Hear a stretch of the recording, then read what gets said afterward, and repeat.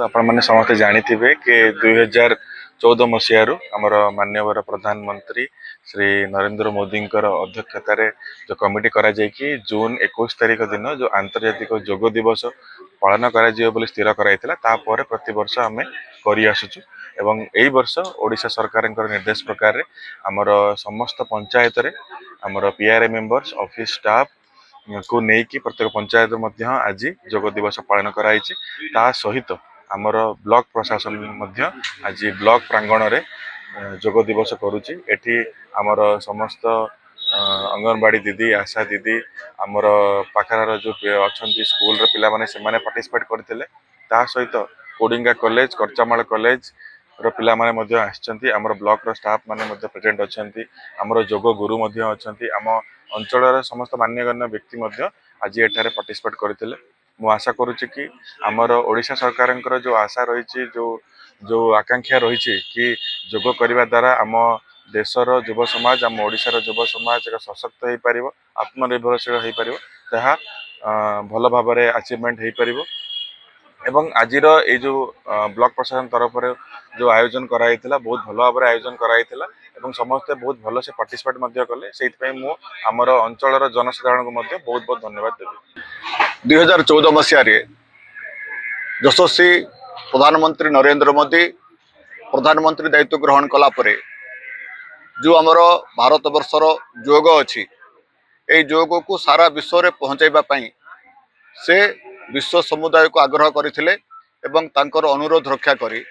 जून 21 तारीख को अंतर्जातिक योग दिवस भाव में पालन करने समस्त राजी हेले एवं से दिन ठारू आज पर्यंत जून 21 तारीख में योग दिवस पालन करा जाउछि। सौभाग्यक्रमे यही वर्ष भारत सरकार 12 वर्ष एवं ओडिशा सरकार 2 वर्ष पूर्ति होइछि। एही अवसर रे सारा राज्य रे आज विकासर धारा ओडिशा सारा ए कार्यक्रम मध्य पालन होउछि। कोसागुमुडा ब्लॉक रे मध्य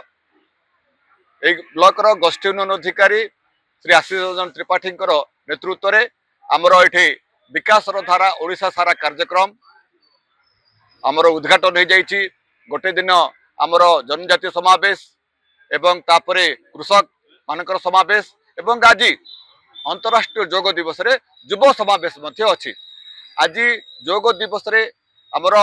कोडिंगा कॉलेज कोसागुमुडा कॉलेज एवं हाईस्कूल रो छात्र माने एवं ए अंचलर समस्त युवक एवं वयोज्येष्ठ समस्ते आंतरिकतार सह श्रद्धार सह आसी जोग देइचंती आंको सहयोग करुचंती आमर ए ब्लॉक रो समस्त सरकारी कर्मचारी पीआरआई मेंबर अंगनवाड़ी आशा दीदी समस्ते सहयोग करुचंती। समस्त सहयोग रे आज प्राय 250 जन खंडे आमर आज शिविरार्थी थिले समस्ते आज सुंदर भाव रे आज योग करिसंती एवं प्रधानमंत्री नरेंद्र मोदी एवं मोहन माझी ओडिशार माननीय मुख्यमंत्री जो भारत को सशक्त भारत स्वावलंबी भारत आत्मनिर्भरशील भारत एवं ओडिशा को विकसित ओडिशा भाव में गठन करने जो स्वप्न देखिं